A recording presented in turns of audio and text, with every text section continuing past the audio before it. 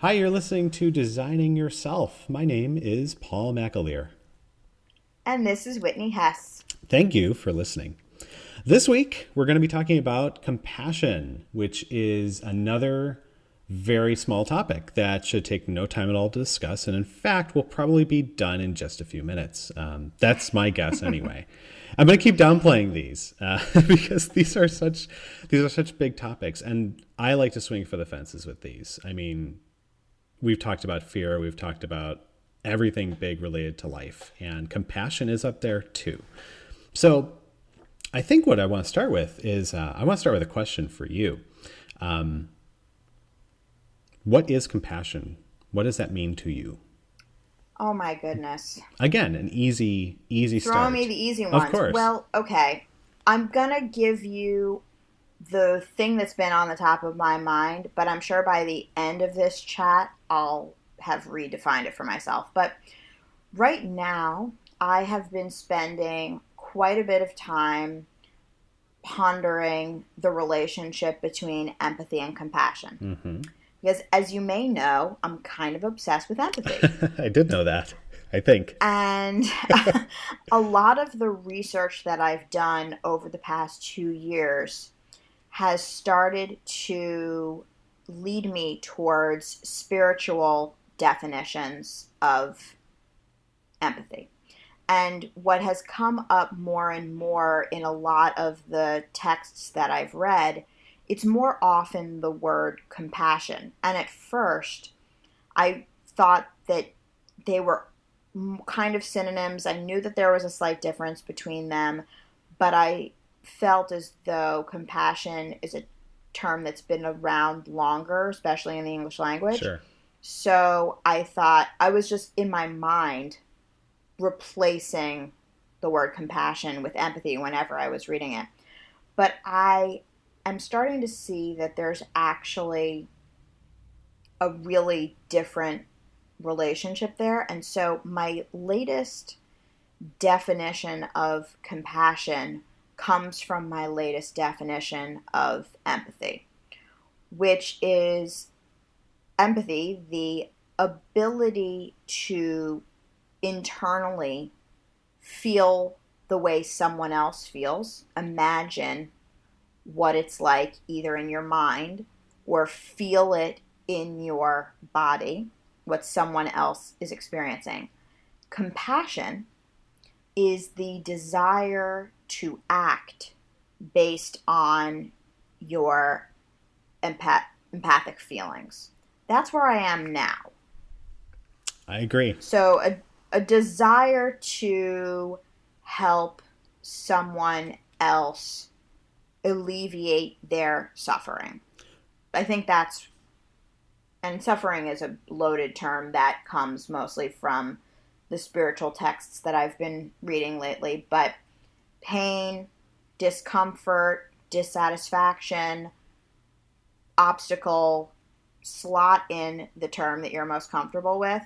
I think compassion is the desire to act to help someone overcome that. Whereas empathy is like the physical, emotional, mental sensation of vicariously experiencing someone else's emotions. Yeah, I am on the same page with you on that because the way I see compassion is that it is empathy plus, where where empathy is getting to a point where you are able to really feel what somebody else is experiencing or going through or both or stating, and you kind of take that in and you make it your own in a way. And compassion is where you want to act on it.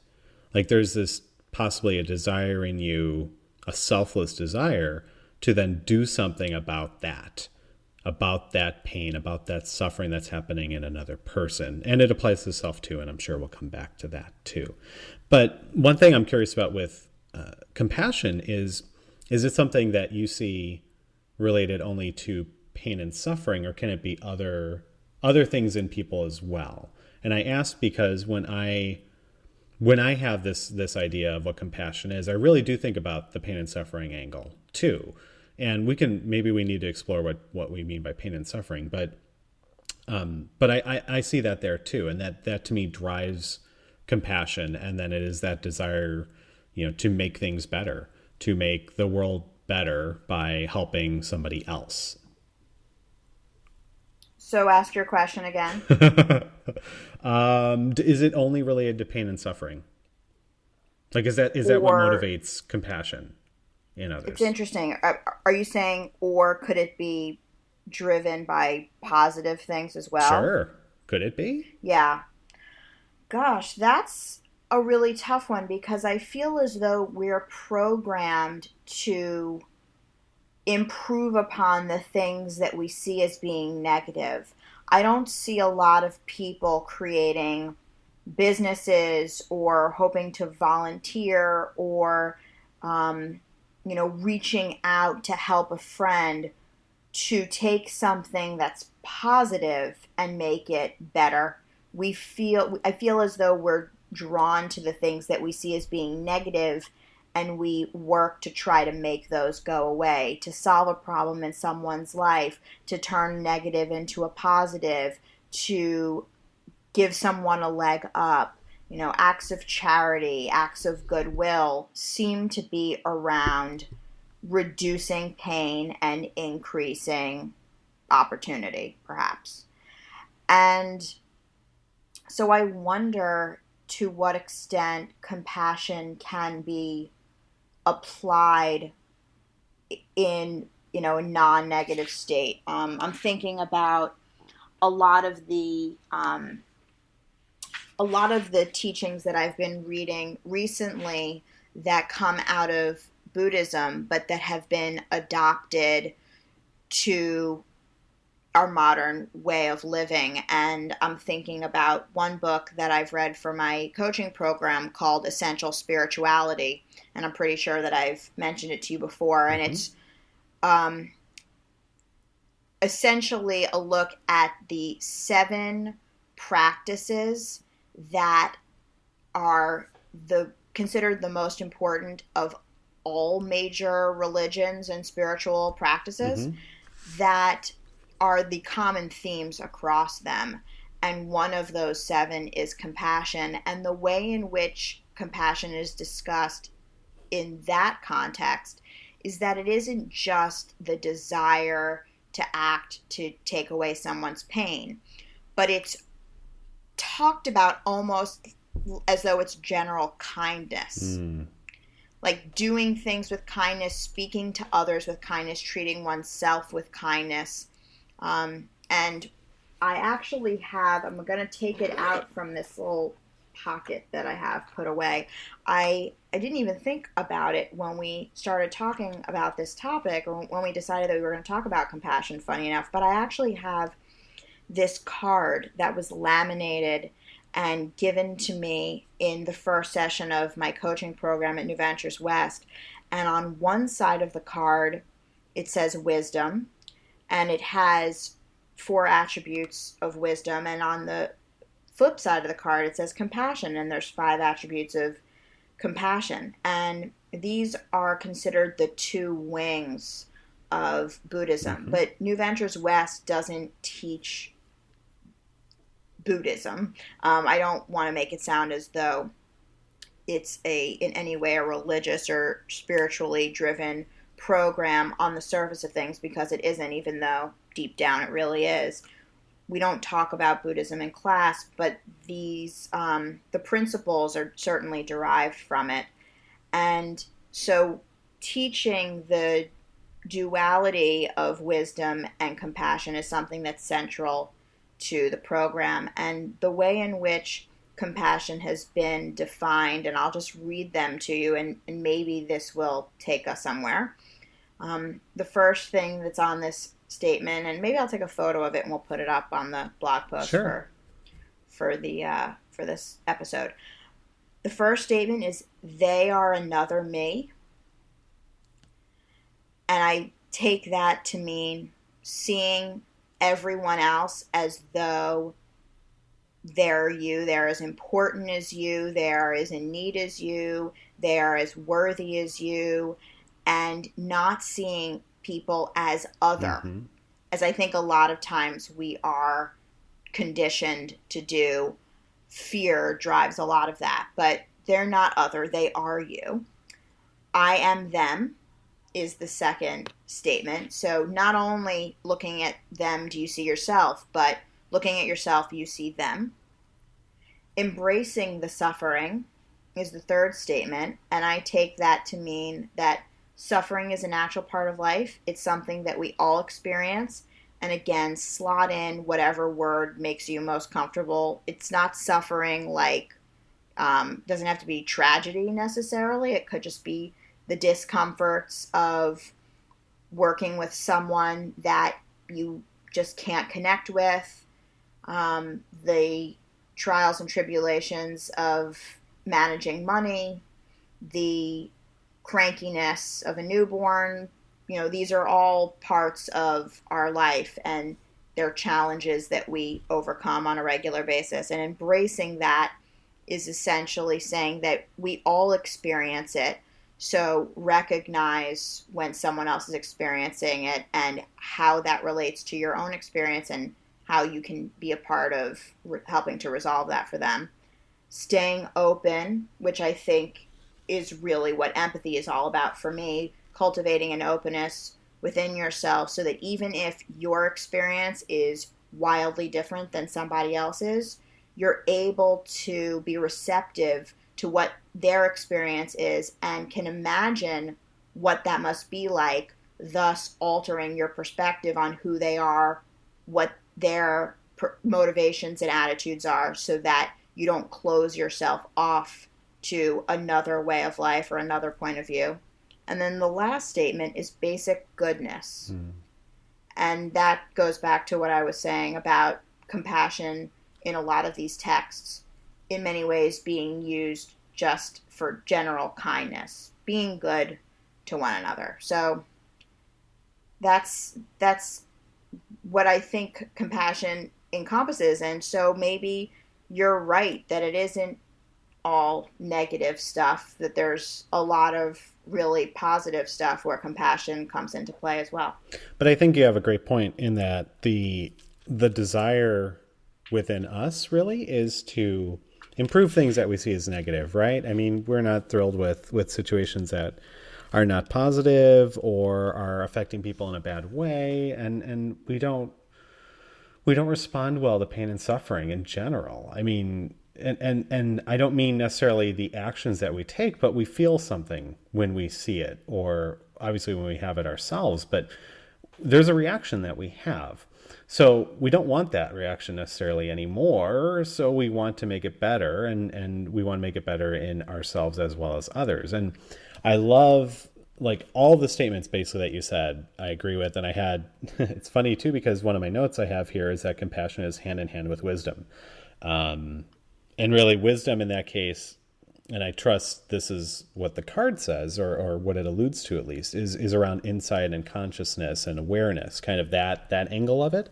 And then the compassion is, again, kind of being present with regards to sympathy for others and then wanting to do something about it. So I don't necessarily see in those definitions anything that was really just a negative, making negatives better.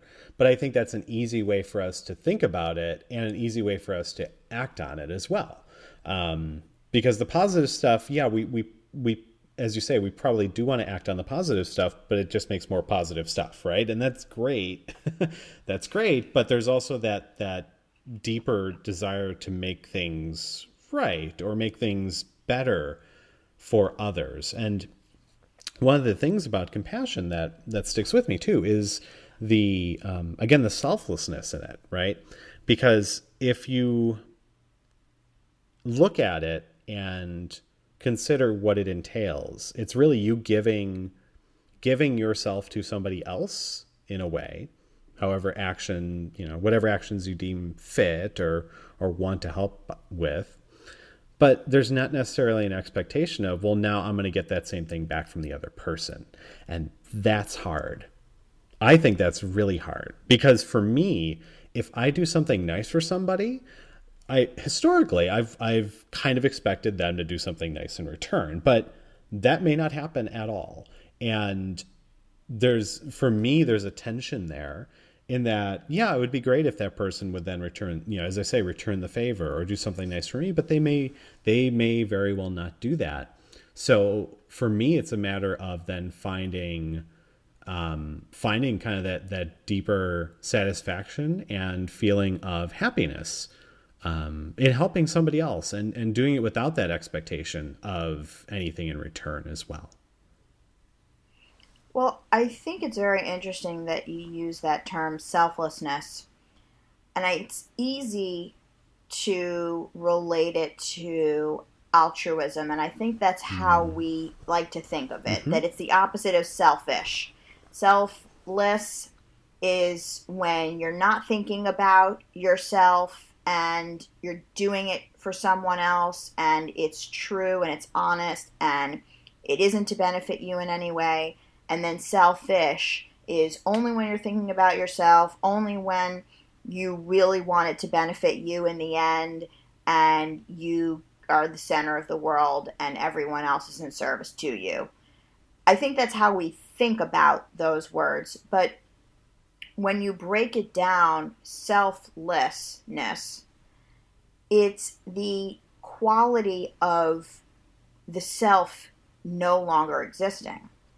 And we've talked a lot about self and what self means in our talk on self-awareness. And when the self ceases to exist, what comes from it, and let me actually back up and say, what is the self? We talked last episode about identity.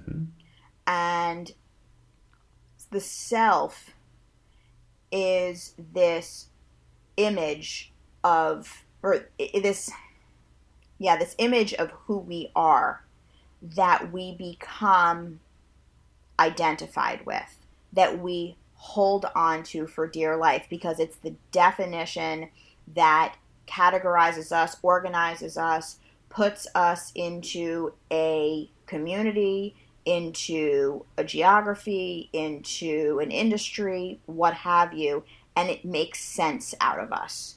And then when we have that, I feel as though we hold on to it for dear life, because so much is changing around us all the time, that if we can just have that sense of self, that we will continue to exist, will continue to matter. And selflessness, which I've heard you talk about many times before and kind of gotten the sense that you are working towards being more selfless, that you feel as though that's something that is an area to work on for yourself. Though, of course, when I think of you, I think you're already incredibly selfless. I don't see you that way. But I get the sense that you are working towards being more selfless. That, to me, means letting go of the self, letting go of this identification that you have with being the center of everything. And I think that that's really where compassion stems from. This belief that I, as an individual self, don't have the importance that I was led to believe, that schooling made me feel, and society made me feel was what I was supposed to be developing in my life. I don't have to be the best champion, this, financial magnate and, famous whatever. I can be good. I can be caring. I can have my family. I can have the things that I need. And I can take care of others in a much more meaningful way when I let go of that image of who I'm supposed to be and what I'm supposed to be doing and putting myself above others. And that's something that has been really central to my last couple years, because especially as an only child, a New Yorker who grew up around highly ambitious people who are constantly trying to get a leg up, climb the ladder, put themselves above others, compare themselves to the people around them, demonstrate their worthiness and whatnot. It was all about self centeredness and selfishness.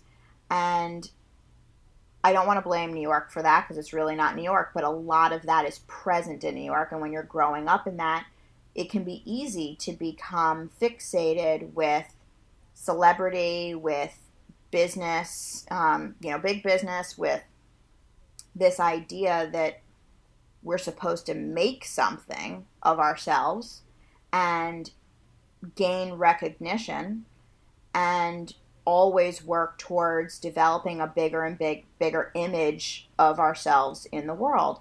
And it's very easy to lose sight of giving to others and being and living for others, essentially, which is what I think compassion is. That's not to say there is a lack of compassion in the environment that I grew up in, or even necessarily a lack of compassion in business. I don't want to paint things with that broad of a brush, but I think that it's harder to come by because of the value system that tends to run rampant in these environments.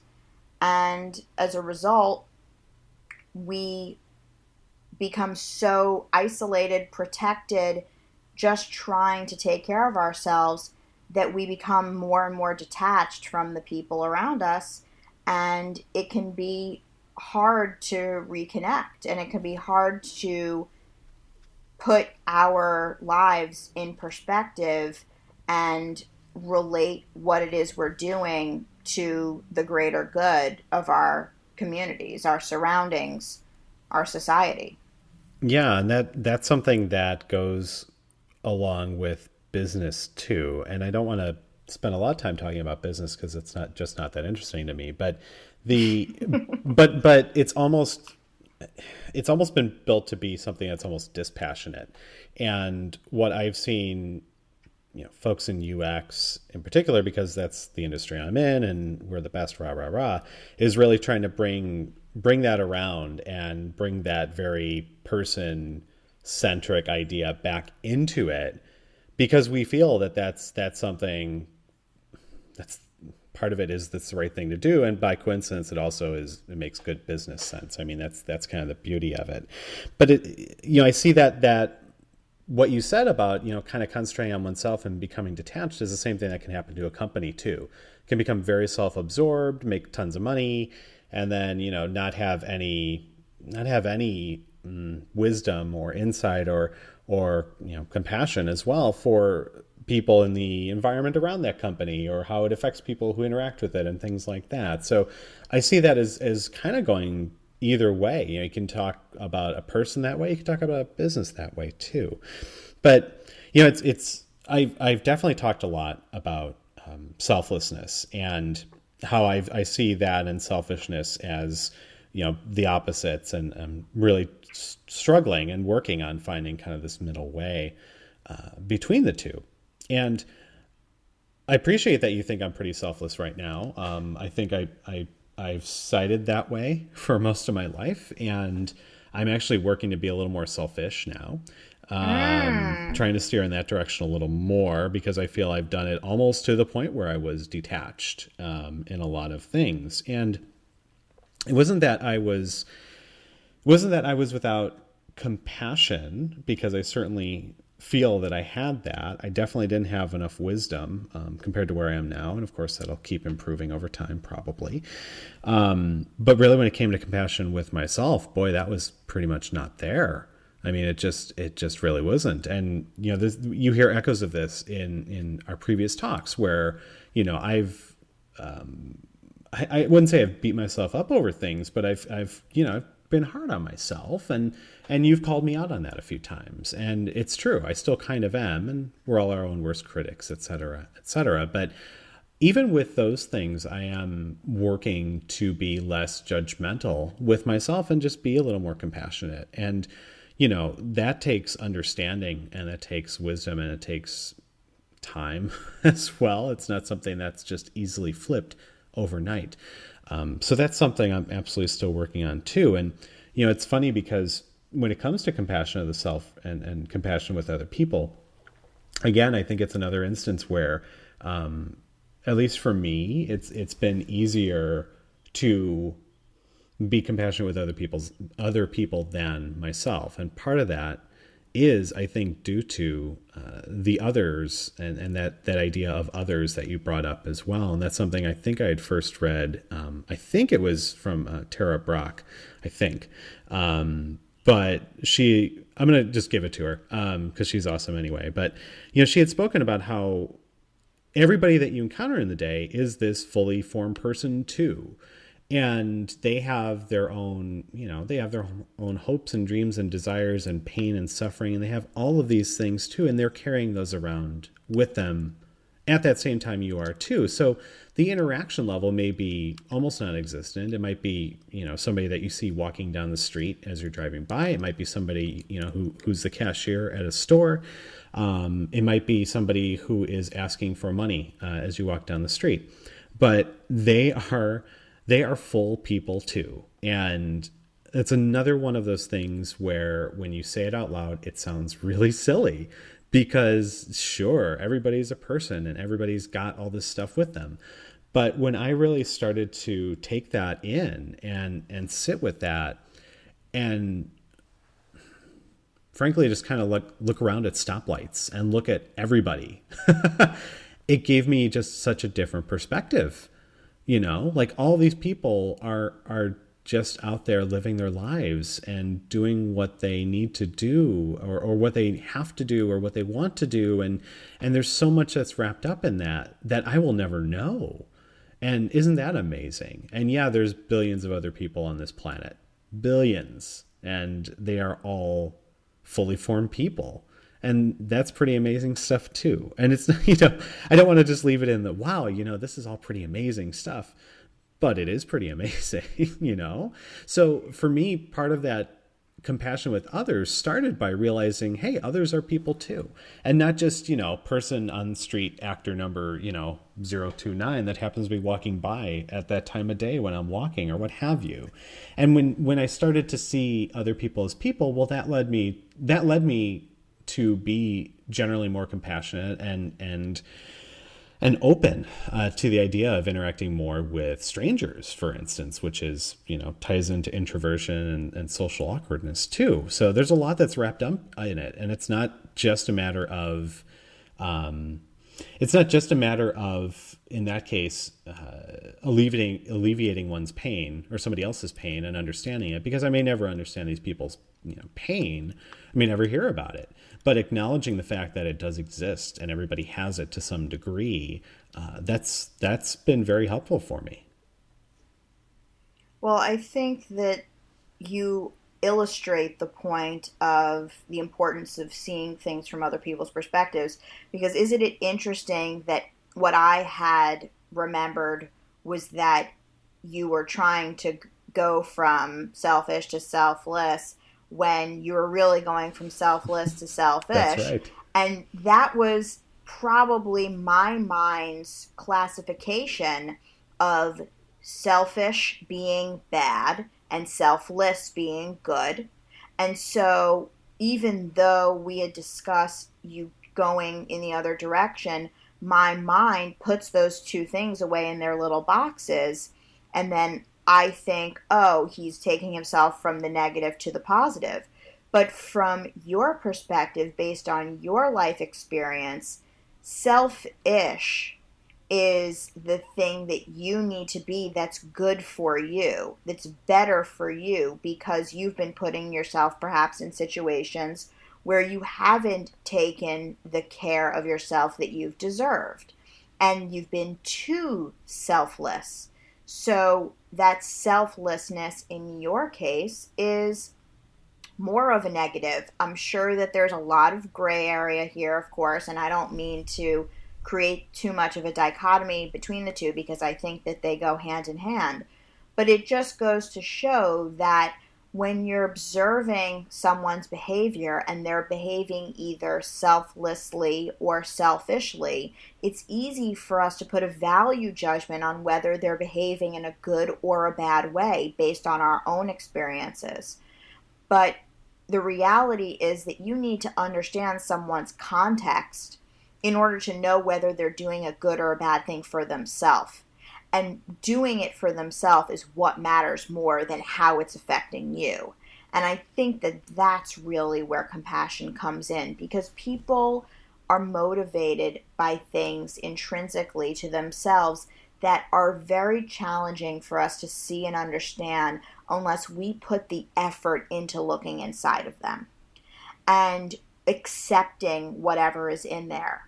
So the friend that you have the disagreement with, or in many people's cases, a sibling that you can have no relationship with over the course of years because of a misunderstanding, because they behaved in some way or they said something that you took to be so negative and against you or against the way that you would have done things, without recognizing what was motivating them and what was behind that. Were they perhaps doing something that was really good for themselves, even though you may have taken it negatively and perhaps it even had a negative consequence on you?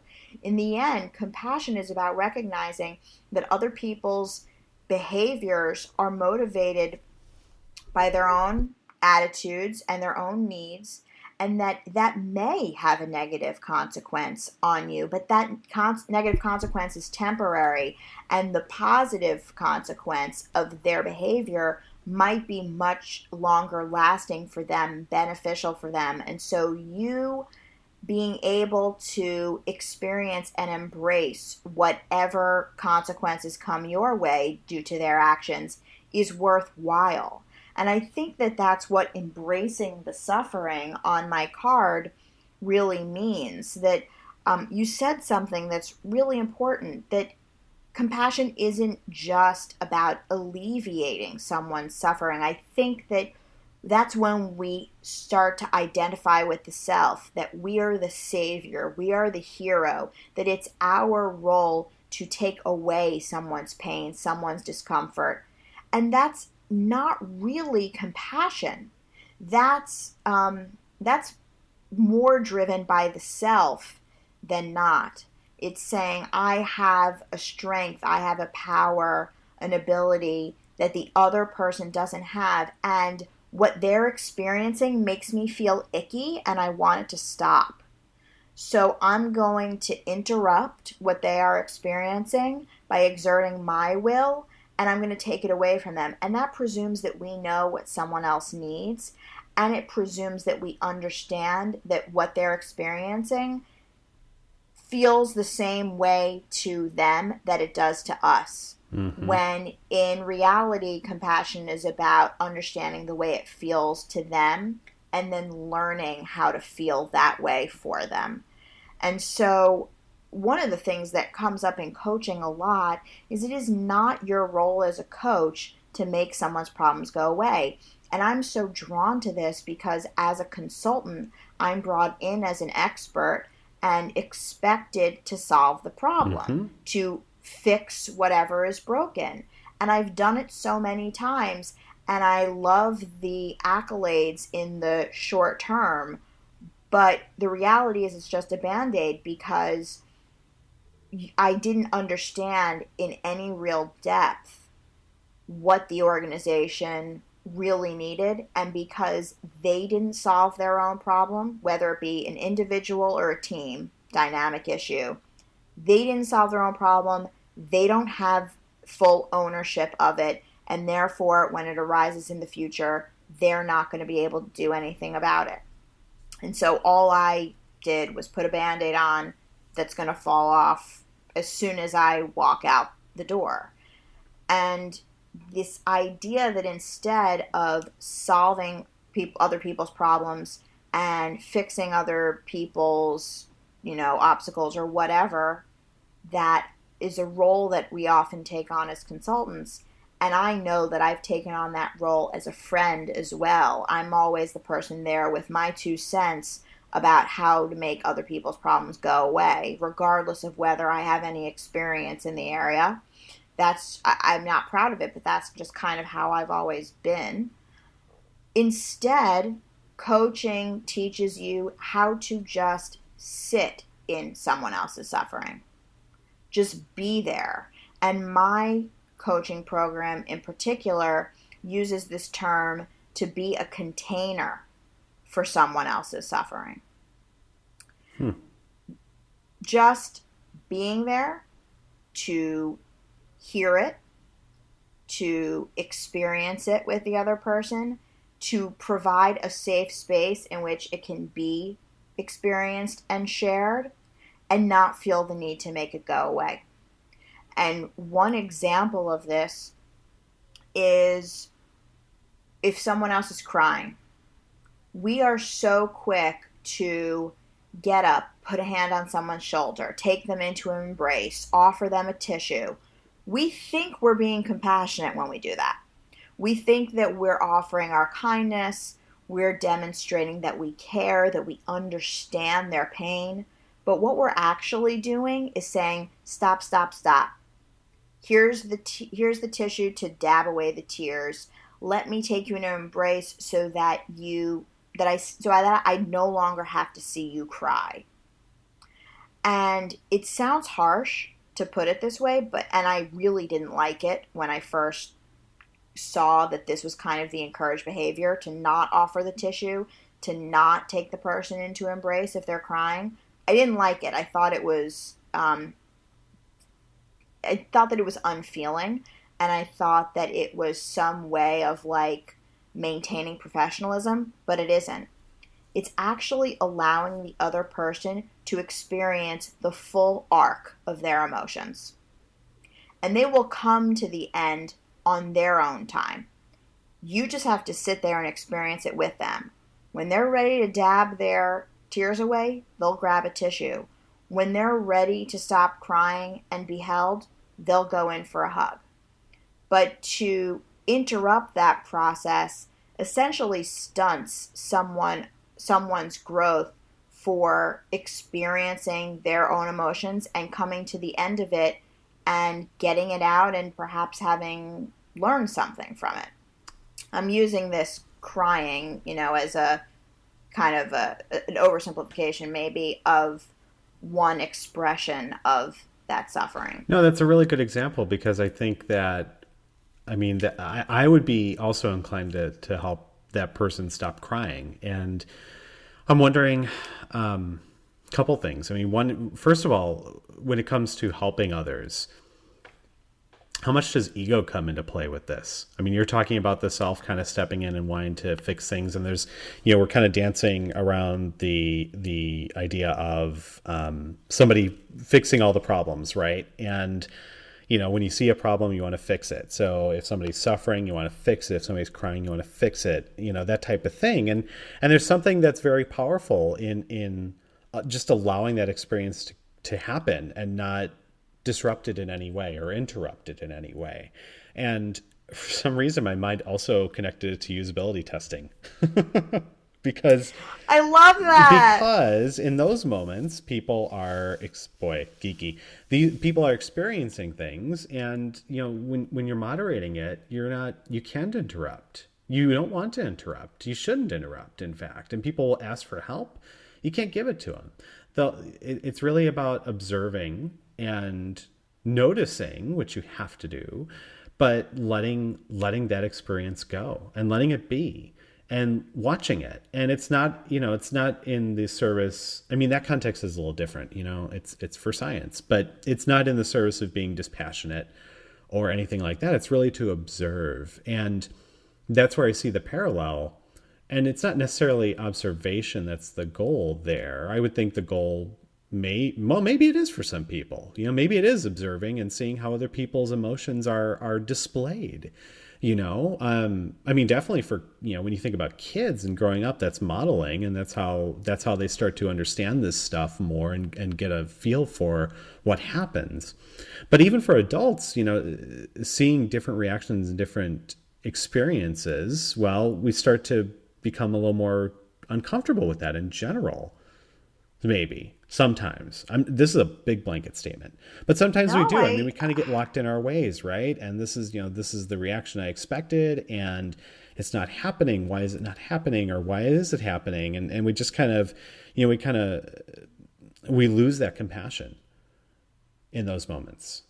The openness, the ability to just sit with it and to see where it goes and to not predefine how it's supposed to be, how it's supposed to end, and what our role in it is supposed to be. I love that you brought up usability testing. I think that it is a perfect example of how this applies in our work. And in fact, I'm immediately reminded of the late, great Randy Pausch, Mm-hmm. who I was very lucky to have as a professor at Carnegie Mellon, who taught me how to conduct usability tests in this programming usable interfaces class that I took as part of my HCI master's. And actually, I was an undergrad at the time, I think. And when he first taught us how to conduct a usability test, he told us that the engineers in his lab, he ran the ETC, the Entertainment Technology Center, where they were building a lot of really amazing platforms, experimental platforms that brought arts and technology together. But engineers were writing a lot of these programs, and he required everyone to conduct usability tests. It was not just something that a HCI person did. UX didn't exist at the time, but it wasn't just the role of the usability analyst to do the usability test. It was everyone on the team's responsibility. And he said that when he directed his engineers on how to conduct usability tests, he required them to sit next to their participants, but they had to sit on their hands. Oh, wow. And they couldn't take their hands out from under them when they were conducting a usability test, because they so very badly wanted to point to the screen or move the mouse or gesture in some way. And what that would do was put an end on whatever path the user was going down on their own. And he wanted his engineers to see what the full experience would be for another person, as though they were not there. So they weren't allowed to speak and they weren't allowed to gesture in any way. And that allowed these engineers, and of course usability analysts, designers, and all the other members of the product team, to be open and to fully observe and to not interrupt any one person's full experience. And I think that it's what happens after your urge to interrupt that is really special, that most people never get to, because their discomfort with emotion, with pain, with dissatisfaction, whatever, is so great that it overwhelms their senses and they stop the experience from happening for the other person. And they tell themselves, we tell ourselves, I'll own this too, that that's compassion, that we are just ending the person's suffering. But true compassion is being able to sit with it through its entirety and let it run its full course. And I'm seeing the connection, and thank you for making that connection, between observing the usability test and just seeing where the person goes, just like sitting with a person and letting them cry until they stop on their own. They need to get it all out. And I think that there's something really to be said for recognizing that we have the ability to wait until another person is fully through their experience. That gives both them an opportunity to experience things to a greater extent than other people probably allow. And it gives us an insight that other people probably don't ever see, because our instinct is to end it. And I'm reminded now of a woman who I knew who had a very interesting interview technique when she was one of the hiring managers at a company that I work for. And when candidates would come in and she would ask them a question, when they had finished their answer, rather than ask the next question on her interview list, she would just sit there and pause and smile. Mm-hmm. And I found it very unnerving when she was interviewing me because that's weird and it feels socially awkward when it's happening. And you're thinking to yourself, does this woman just not have like good social sense? Like, doesn't she realize that I'm done? But people are compelled to fill in the Yes, silence. absolutely. And as a candidate, then you just start talking and you're saying the things that maybe no one else has given you the opportunity to say because you said your packaged answer and they checked off their box and it was the expected answer, and so now they're moving on to the next question. But when you take that pause, when you don't expect the answer to be finished, when you don't expect someone else's experience to be finished, and you allow them to experience it to the fullest extent and be there for them in silence as an observer while it's happening, you never know what might blossom out of that that benefits both you and them. And I think that that's where the compassion really lies, and I'm seeing it applied to all these different contexts. So is there a particular point when it crosses over from being perceived as compassionate, perhaps, to being perceived as a jerk? Like not stepping in and letting that happen and not assisting? Or is that too severe a shift from, going from one extreme to another? I wonder, I've asked myself that as well, and I think that to some extent it comes in with your own body language. That there is a way to express your shared sorrow. There's a way to express your unease due to their unease without interrupting someone else's experience. There's a way to politely pause with a smile or with a look of interest, a raised eyebrow or a kind but not disengaged face. But I think self-awareness comes into play big time here in knowing what that posture, facial expression, tone, whatnot really should be for the given situation. Because I take your point. If you have a look of disinterest, disconnection, while you are giving the person the opportunity to fully experience whatever they're going through, then then they're taken out of their experience just as much, because now they're thinking to themselves, why the hell is this person being so heartless? Sure. But there's a way, I think, and this is tough stuff, maybe this is advanced level compassion here, but there is a way in which you can express just how connected you really are to the person without words and without interruption, without gesture, that helps them to see that you're still there and you are still fully present in the moment with them, but they're in the lead and this is their experience, not yours.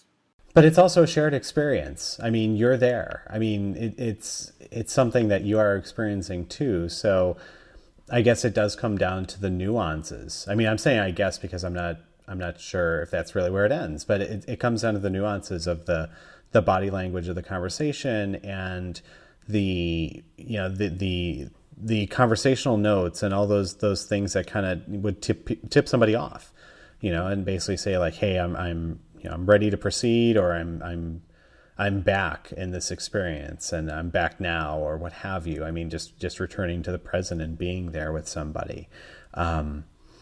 It's hard because I'm really torn on when to interject. And I don't know if that's my ego talking or not either. Could be. So, what do you think then are ways that people can become more compassionate?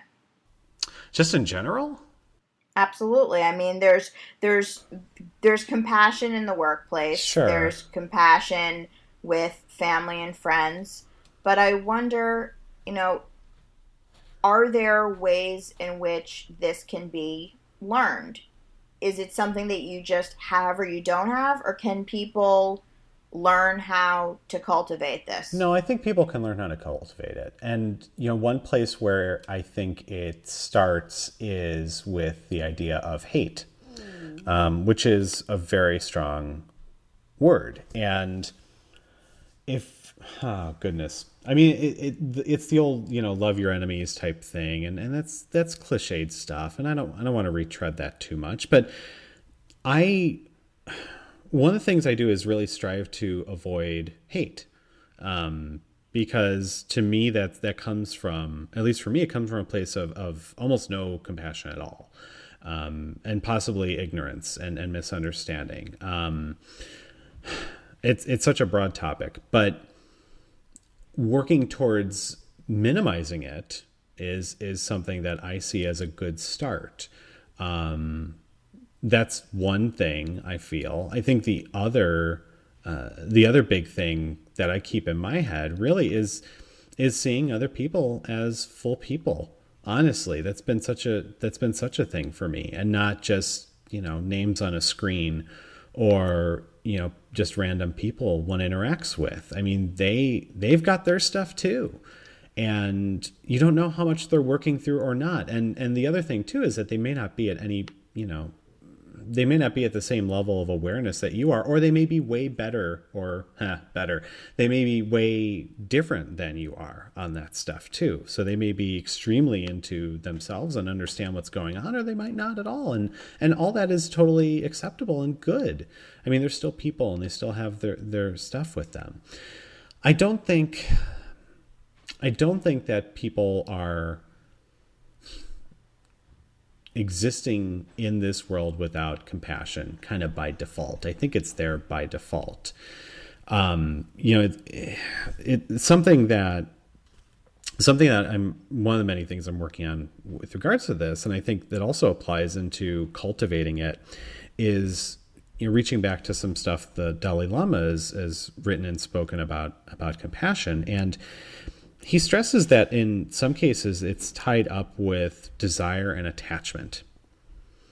And it starts to get really, it's not splitting hairs, but it's putting finer points on this topic. Because when when there's that desire to make things better, well, you might want to examine why that's there at all. What's feeding that desire? Is it the self? Is it the ego? Is it selfishness, or is it maybe selflessness? I'm not sure. And then, attachment too. The way I see that coming into play is really more around the idea of things and the idea of fixing things that we've brought in too. I mean, I think having an awareness of what's going into your compassion, and possibly the desire to be compassionate as well, I think that's kind of where it starts. And it's not always immediately apparent stuff. It's not stuff that necessarily just bubbles up to the surface and magically everything's better. I mean, for me, it almost was that way with the others and that idea, but just starting to see other people as people. And then, also the thing we haven't quite touched on yet is really compassion with oneself. I mean, it starts there, right? I mean, all of this stuff starts with oneself. And if there are parts of you that you dislike or hate, well, why? Why do you hate those parts? I don't know. Are there parts of yourself that you do not like or hate?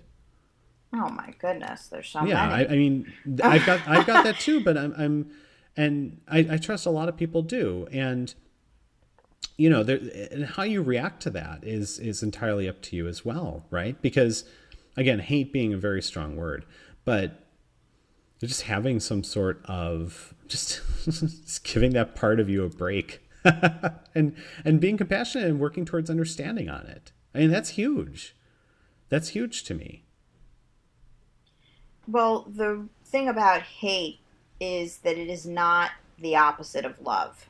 It is just as strong of an emotion, it is just as strong of a connection, and it has total emotional involvement.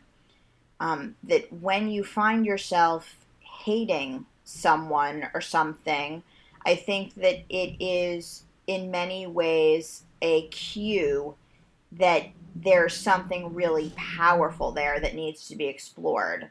I'm immediately reminded of um, the um, the quote by, who was it now? Oh my gosh, it just popped right out of my head.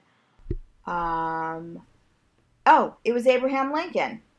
All right. Abraham Lincoln. He said, "I do not like that man. I must get to know him better." Yeah, totally. Totally. And that, for me, is a reminder that the things that we don't like in others are either things that we don't fully understand because we really haven't gone out of our way to develop empathy for that person and understand their motivations and their attitudes to better explain their behaviors and the reasoning behind them. But it also illustrates for many of us the things that we really don't like about ourselves. And there are so many quotes that encapsulate this, but what you hate in others is the shadow within yourself. You Mm-hmm. spot it, you've got it.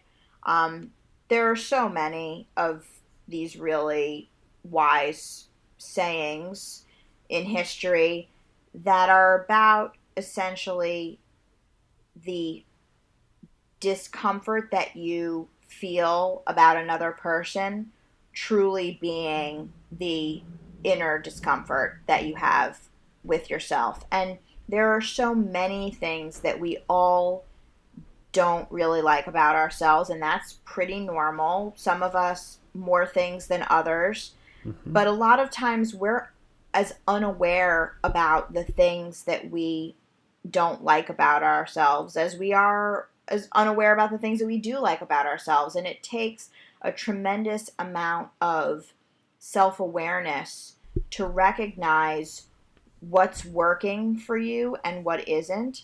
And that often drives your ability to be open and responsive to what someone else demonstrates and how someone else carries themselves.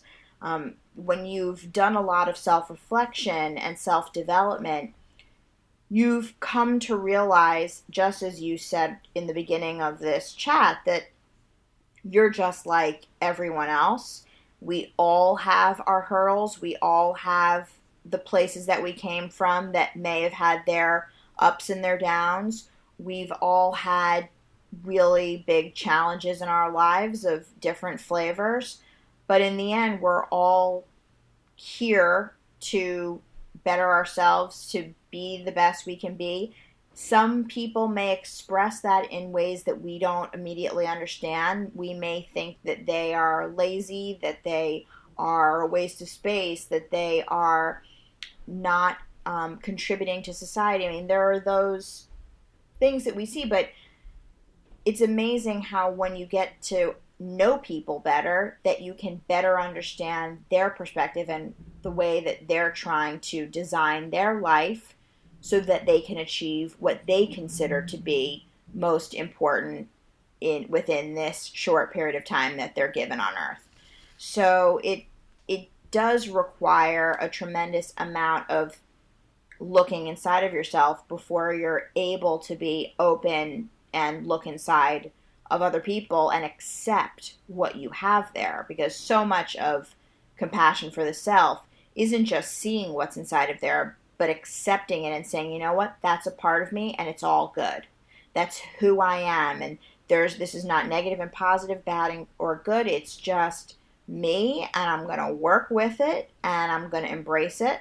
And that allows you to do the same for others. Yep. And I think that it's when we expect ourselves to be perfect and we expect that other people want us to be perfect that we tend to expect perfection from others. And that gets in the way of us being truly kind and giving and available for other people because no one is perfect. We certainly aren't. We can't expect other people to be. And if we have those unreasonable standards for ourselves, if we allow that inner critic to keep yapping, yapping, yapping inside our heads and not put it in its place and not recognize that that isn't who we really are, it's just the result of some bad conditioning, wherever that may have come from, but put it aside and allow ourselves to really just be who we are, whatever that is, and live with it and work with it and embrace it and enjoy it, it becomes a lot easier to accept other people for who they are. And I've found that myself quite a bit, that my need to judge other people was something that I always hated about myself, and I never could really figure out how to be less critical, and I blamed a lot of other people in my life for making me that way, but only when I stopped being so critical of myself, and it's taken a long time and I'm still walking down that road, but only when I was more loving and gentle with myself did that critical voice inside my head about other people finally dissipate. Totally understand. Totally agree. I'm on that path myself, and it's funny when you spend so much time working on yourself that it really changes the way you interact with others. I mean, it just that goes hand in hand so much. I mean, I love that. And I'm going to throw the question back at you too. I mean, how does someone become more compassionate? You know, what are what are Whitney Hess's 5 steps to becoming more compassionate?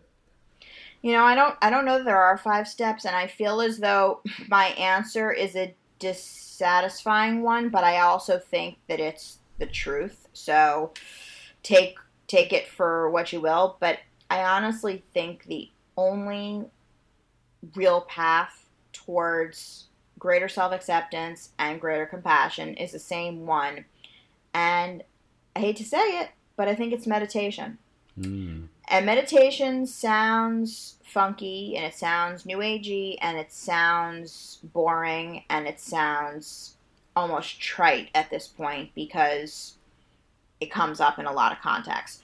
But what it is, if you break it down and you don't call it meditation and you don't prescribe any one way of doing it, if you just think about what it is, it's literally sitting in one place and allowing yourself to not think about anything. Mm-hmm. And if you do that, even for 10 minutes a day, you've achieved so much. You have taken a break, which so many of us don't do. You have spent some time alone, which many of us don't do. You have given your overactive mind and imagination some well-deserved time off. You've allowed yourself to exist in the present moment without obsessing over what happened in the past or planning what's going to happen in the future or worrying about what's going to happen in the future. Just being there in that moment, feeling your body, being present, being connected to the ground that you're sitting on, the chair that you're sitting on, feeling the sensations running through your body. In that 10 minutes or 30 minutes, however long you choose to sit there, you are just being. You're just being with yourself. And thoughts are going to come in. Judgments, criticisms, worries, things that you forgot to do, things you want to remember to do, solutions to the problems you've been trying to solve at work or at home, whatever. They're going to flood your head, and then you're going to let them go. And that act of letting thoughts come in and letting them go and not attaching to them and not defining yourself by them, but just being there and recognizing that you as a human being continue to exist when you aren't thinking, when you aren't moving, just being, it becomes over time a lot easier to just be with someone else. And when we were talking earlier about feeling this compulsion to fix things, to stop the pain, to make it all go away, to have the answer, we don't feel the need to do that as much when we can just sit in whatever is. And a lot of people call meditation sitting. It's kind of a more secular way of describing it. And that's what it really is, sitting in the present moment. And when you can do that for yourself, over time you develop the ability to do that for others. And I think that that's where empathy stems from, the openness to just sit in someone else's experience and allow it to become your own experience as well, vicariously. And then to sit in someone else's suffering and not have to act. But that compassion can be the act of sitting there in it with them rather than making it go away, I think is a very powerful thing. I think it transforms your relationship to yourself, your relationship to other people. And I'm only beginning to see the very tip of this. So I don't want to make it sound as though I have any deep experience in this, because I don't. The reality is that this is brand new stuff for me. But even with having just done this for a few months, and I don't even remember to do it every day, just the little introduction to meditation that I've had has completely changed everything. So I can only imagine what it will be like after 30 years of doing it 30 minutes a day. I think that I will be a much more relaxed, enlightened, kind, open, gentle, loving, connected human being. And I think I'm going to be proud of what I've given of myself in the time that I've been on this planet, where currently I'm always questioning if I've done enough, if I matter enough, if I'm giving enough. I think that a lot of that self-doubt disappears when you've found how to really root yourself in the present moment and being kind to yourself, being kind and compassionate to others. I think meditation's the way. Yeah, I don't disagree with you on that. And one of the fun things that I've been experiencing a little tiny bit, and I don't know if you have either, so I want to swap notes with you, is getting to a point in meditation where when I hear my own voice, I'm questioning where it's coming from. I know we've touched a little on this idea of, who is speaking and who is observing and the like, but I've started kind of experiencing that a little during meditation, and wow, that's freaky. And it's very exciting too, because there's the narrator that, at least for me, the narrator that I have with me every day is there with me when I'm meditating too. And, it passes in and out, and sometimes it's there, and sometimes I'm able to let it go a little easier. And it's weird then to think about, okay, well, who's saying that? Who's talking? Is that me? Is that a construct? I mean, it comes down to all that wonderful heady stuff about, the self being a construct and we're all connected and all that wonderful stuff. And that is really cool, fun stuff. I mean, it really is.